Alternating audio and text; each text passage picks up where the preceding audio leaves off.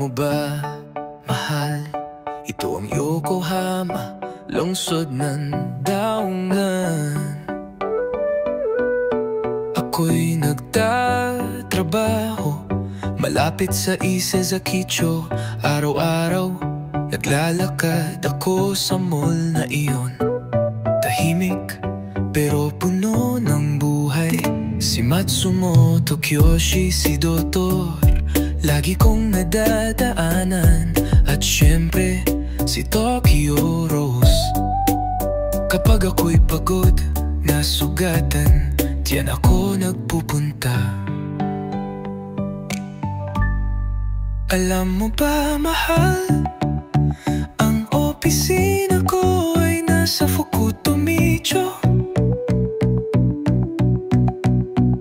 sa gitna ng kalsadang tinatawag na Nakadori. Parang kalye sa Manhattan, diretso mula Hilaga hanggang Timog, sa tabi ng ilog. Sa panahon ng tagsibol, makikita mo ang mga bulaklak ng sakura. Wala nito sa aming bayan, pero sa puso ko parang alaala rin ito.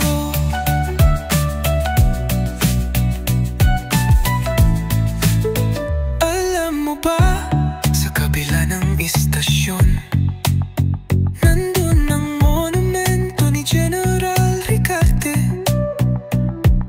Tahimik, matatag, isang alaala ng laban para sa kalayaan.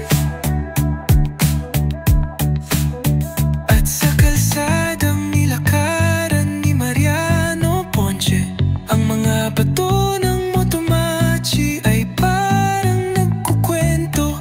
Minsan umupo ako sa maliit na cafe doon at naramdaman ko para bang tahanan ko na rin. Yokohama, lahat ng luhat, ngiti ng mga Filipina, inakap ng lungsod na ito. Yokohama, kapatid na lungsod ng Maynila.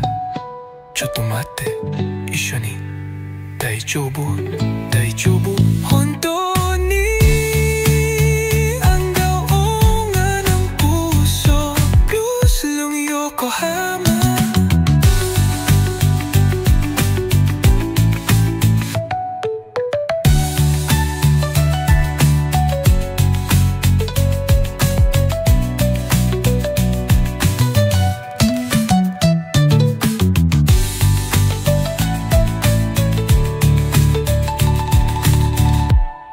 Ang dawangan ng puso, plus ng Yokohama.